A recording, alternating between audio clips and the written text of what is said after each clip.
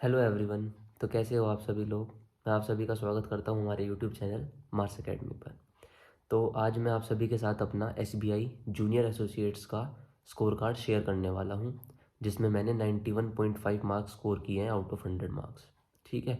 तो मैं बस आपको एक छोटी सी वीडियो में बताना चाहता हूँ कि आपकी स्ट्रेटेजी क्या रह सकती है जिससे आप भी इतने अच्छे मार्क्स स्कोर कर सकें।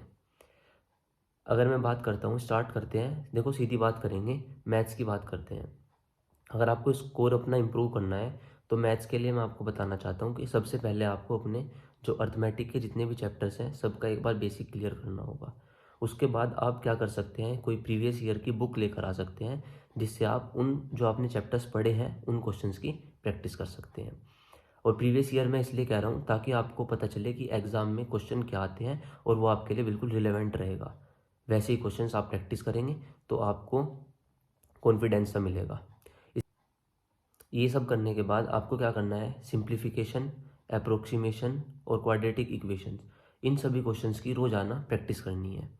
क्योंकि आपको पता है कि एग्ज़ाम में 10 से 15 क्वेश्चन आराम से सिंप्लीफिकेशन, क्वाड्रेटिक इक्वेशन और अप्रोक्सीमेशन के रहते हैं। इसके लिए आपको क्या करना होगा, डेली क्विज़ से अपना प्रैक्टिस करनी है। क्विज़ के लिए आप क्या कर सकते हैं, आपको रोज़ाना 10 से 15 मिनट देनी है बस। उसके लिए आप 2-3 एप्लीकेशन है हमारे, है ना, अड्डा 247 का ऐप है, वो आपको प्ले स्टोर पे मिल जाएगा। आप उसको डाउनलोड कर सकते हैं, वहाँ से आप अपनी डेली क्विज़ेस कर सकते हैं। ये आपको अपने रूटीन में, डेली रूटीन में चीज़ें लानी होगी, जिससे कि आपकी स्पीड और प्रैक्टिस दोनों इम्प्रूव होती जाएगी।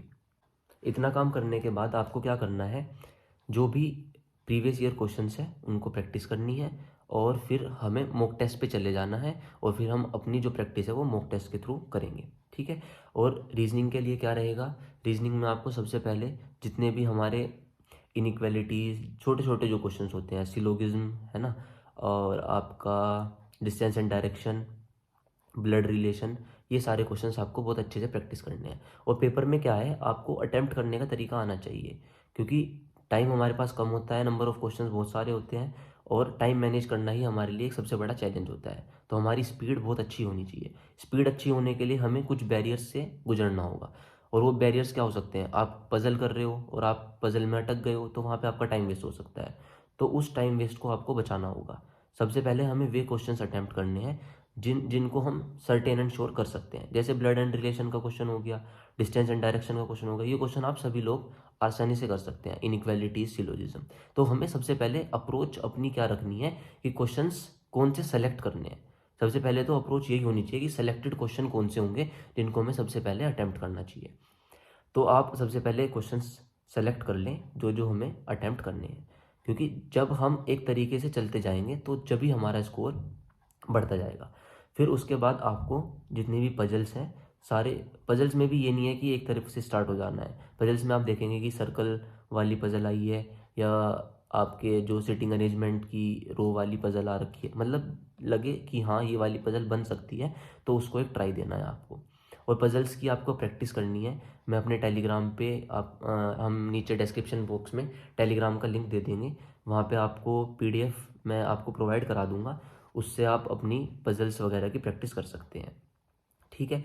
और मैथ्स के लिए भी क्या होगा, आपको जो डीआई है ना, उसकी भी अच्छे से प्रैक्टिस करनी होगी। देखो, जो प्री का एग्जाम होता है उसमें डीआई बहुत सिंपल आती है। जो प्रीवियस ईयर की डीआईज हैं उनको प्रैक्टिस करना है, क्योंकि उन सभी में अर्थमेटिक के कॉन्सेप्ट यूज होने वाले हैं, एवरेज, रेशो, परसेंटेज। तो आपको इन चैप्टर्स को बहुत अच्छे से प्रैक्टिस करना है, तो डीआई आप आराम से अपने आप कर ले जाओगे, और आपको इनकी अच्छे से प्रैक्टिस भी करनी है। इसके बाद मैं आपको इंग्लिश के लिए बता देता हूँ। इंग्लिश में सिंपल है, रीडिंग, अपनी जो रीडिंग स्किल्स है उनको अच्छा करना होगा आपको।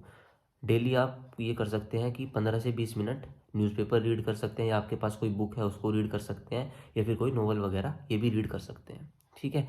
जिसकी इंग्लिश अच्छी है, रीडिंग स्किल्स अच्छी है, वो क्या करे, वो प्रैक्टिस कर सकता है। वो पैसेज, अनसीन पैसेज सोल्व कर सकता है, reading comprehension, cloze test solve कर सकता है ना, डायरेक्ट।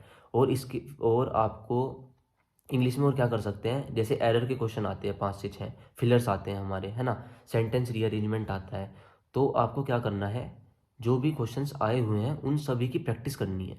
ठीक है। ये बार बार क्यों कह रहा हूँ मैं, प्रीवियस ईयर क्वेश्चंस की प्रैक्टिस करनी है, क्योंकि वही हमारा बेस होता है, और उसी बेसिस पर पूरा एग्जाम, जो एग्जाम का पैटर्न है वो बेस्ड रहता है।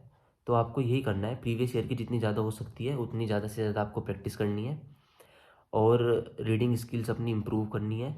फिर और थोड़ा सा अगर ग्रामर की बात करूँ मैं, तो थोड़े से आपको रूल्स पढ़ लेने हैं। जो चैप्टर है हमारे, नाउन, प्रोनाउन, एडजेक्टिव, एडवर्ब, हल्का हल्का सा इनका बेसिक आपको क्लियर करना है। और कुछ जो एरर के क्वेश्चंस है चैप्टर वाइज वो सोल्व कर लेने हैं। और इंग्लिश की बुक की बात करूँ मैं, आप तो नीतू सिंह मैम की एक बुक आती है, ठीक है, प्रिंट टू पैरामाउंट या फिर केडी कैंपस के नाम से, तो आप वो वाली बुक ले सकते हैं। उसमें से जो आपके एरर के क्वेश्चन है वो प्रैक्टिस कर सकते हैं और फिर आप प्रीवियस ईयर मॉक्स जो हैं वो दे सकते हैं।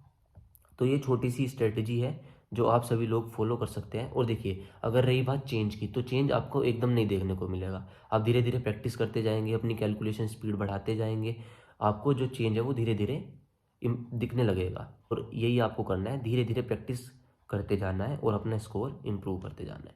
फिर आपको जब सारा आपका सिलेबस लगभग कंप्लीट हो जाएगा, तो आपको क्या करना है, प्रीवियस ईयर के सबसे पहले मॉक टेस्ट देने हैं।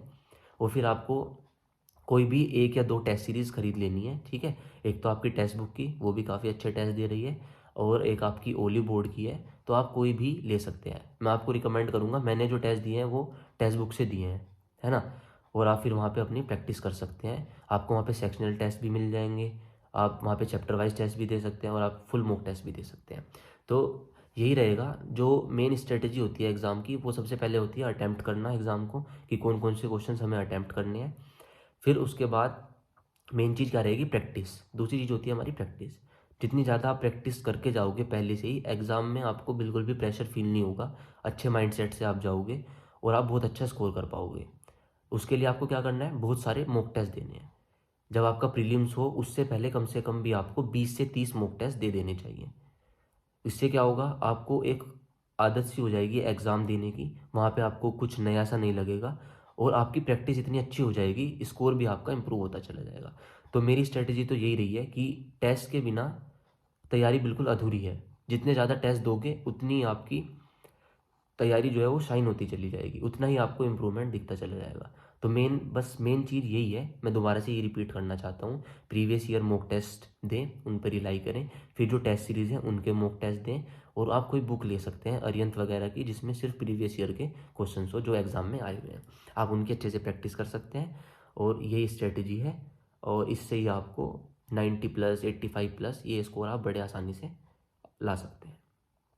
और देखो, सबसे इम्पोर्टेंट बात क्या है, किसी की भी नहीं सुननी है तुम्हें, है ना। अपनी पढ़ाई पे बिल्कुल फोकस रखना है, अपने आप अपनी तैयारी करनी है। कोई दूसरा कह रहा है नहीं हो पाएगा, होगा नहीं होगा, उस बात से तुम्हें कोई मतलब नहीं। कटो ज़्यादा जा रही है, कम जा रही है, कोई मतलब नहीं रखना इन चीज़ों से, ठीक है। सबसे पहले तो स्ट्रेस बिल्कुल छोड़ दो, किसी भी चीज़ का स्ट्रेस नहीं लेना है। बिल्कुल रिलैक्स हो जाओ और अपनी मस्त तैयारी करो, ठीक है। अपना फोकस जो है सारा अपने कैरियर की ओर लगाओ, अपनी स्टडी पे लगाओ। अगर बिल्कुल रिलैक्स होकर पढ़ोगे तो तुम्हें पता ही नहीं चलेगा, तैयारी अपने आप होती चली जाएगी और चिल रहोगे बिल्कुल, है ना। तो सबसे मेन बात यही है, रिलैक्स रहो, मस्त रहो, पढ़ाई करो और एक्सरसाइज करो, ठीक है। एक्सरसाइज करोगे तो बॉडी फिट रहेगी, माइंड फिट रहेगा, सारी चीज़ें फिट रहेगी।